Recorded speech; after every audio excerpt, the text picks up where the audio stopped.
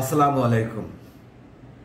আপনারা জানেন যে গত 13ই মে বসুন্ধরাতে যে স্পোর্টস জোন রয়েছে সেখানে তারকাদের নিয়ে যে ক্রিকেট লিগ সেটি শেষ হয়েছে, কিন্তু এরপরে একটি বিতর্ক তৈরি হয়েছে বা একটি বিতর্কের সৃষ্টি হয়েছে যে উচ্চ আদালতে একজন আইনজীবী 6 জন তারকা বা নির্মাতার বিরুদ্ধে লিগ্যাল নোটিশ পাঠিয়েছেন যে এইসব তারকারা ক্রিকেটের নামে অশ্লীলতা ছড়িয়েছে এবং তাদের পোশাক নিয়ে প্রশ্ন তুলেছেন।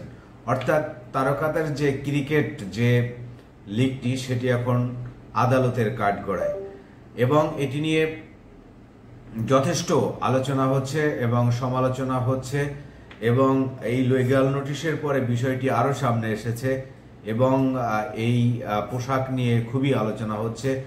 আমরা যতটুকু জানতে পেরেছি যে উচ্চ আদালতের একজন আইনজীবী তিনি লিগ্যাল নোটিশটি দিয়েছেন এবং ওই আইনজীবীর নাম হচ্ছে মোহাম্মদ জাকির হোসেন।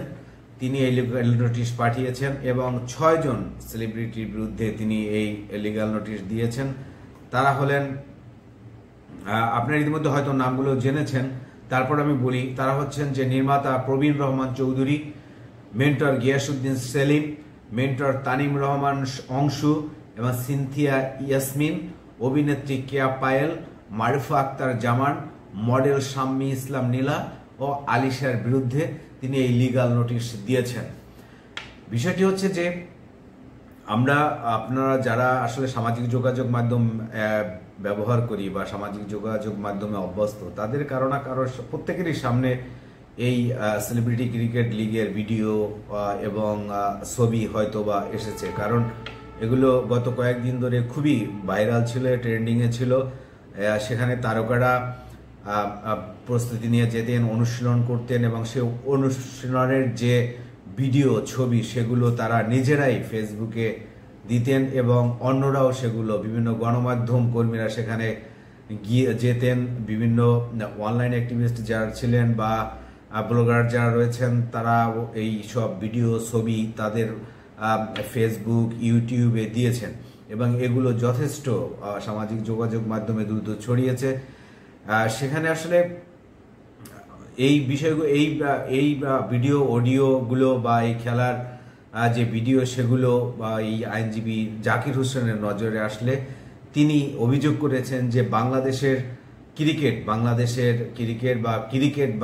বাংলাদেশের মানুষের খুবই অনুভূতি এবং আবেগের জায়গা।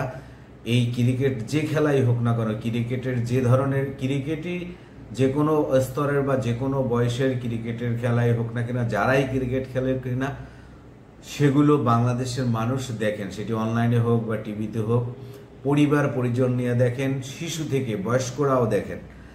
তো জাকির হোসেন অভিযোগ করেছেন যে এই যে শোবিজ বা তারকাদের যে ক্রিকেট লিগটি হলো সেটি আসলে পরিবার নিয়ে দেখার মতো না। সেখানে তারকারা যথেষ্ট আপত্তিজনক অঙ্গভঙ্গি করেছে, অশ্লীল পোশাক পরেছেন, এ কারণে সেখানে অশ্লীলতা ছড়িয়েছেন তিনি এই 6 জনের বিরুদ্ধে এই অভিযোগ করেছেন। আমরা দেখেছি যে তিনি গণমাধ্যমেও এ নিয়ে কথা বলেছেন। তিনি অভিযোগ করেছেন যে তারকারা সেখানে তারকাদের রেফারেন্স দিয়ে বলেছেন তিনি যে তারকারা নিজেরাই বলেছেন যে তারা ফিগার দেখানোর জন্য সেখানে গিয়েছেন, ক্রিকেট খেলা তাদের আসল উদ্দেশ্য নয়। তো এই এবং অর্থাৎ তারা অশ্লীলতার মানসিকতা নিয়েই এই ক্রিকেটের খেলায় অংশগ্রহণ করেছে বলে আইনজীবী জাকির হোসেন অভিযোগ করেছেন। কিন্তু আমরা দেখতে পাচ্ছি জাকির হোসেনের এই লিগ্যাল নোটিশের পরে সামাজিক যোগাযোগ মাধ্যমে দুই পক্ষ হয়ে গিয়েছে। যে এক পক্ষ বলছেন যে জাকির হোসেনের এই আইনি প্রক্রিয়া ঠিক আছে এবং তাকে সমর্থন দিয়েছেন, আবার কেউ কেউ বলছেন যে এটা খুবই একটি কট্টরপন্থী চিন্তা ভাবনা হয়েছে, যে সেখানে তারকারা কি ধরনের পোশাক পরেছে সেটা সবার সামনে সবাই দেখেছে এবং তারা মনে করছেন যে তারা শালীন পোশাক পরেই খেলায় অংশগ্রহণ করেছিল, এখানে লিগ্যাল নোটিশ দেওয়ার মতো কোনো বিষয় ঘটেনি এবং কে কি পোশাক পরবে সেটিও নির্ধারণ করে কেউ দিতে পারে না। এই ধরনের কথাবার্তা কিন্তু যথেষ্ট আজকের আমরা দেখলাম যে সামাজিক যোগাযোগ মাধ্যমে যুক্তি পাল্টা যুক্তি ছড়িয়েছে। তো আসলে এই লিগাল নোটিশ দেওয়ার পরে এখন তারকাদের এই বিষয়ে আইনি ভাবেই তাদেরই উত্তর দিতে হবে, এবং যদি উত্তর না দেওয়া হয় তাহলে একটি নির্দিষ্ট সময় পরে মামলার কথাও হয়তো বা আসতে পারে, বা মামলা হবে বলে আইনজীবী অন্য আরেকটি স্টেপে যাবেন বলেও তিনি দাবি করেছেন।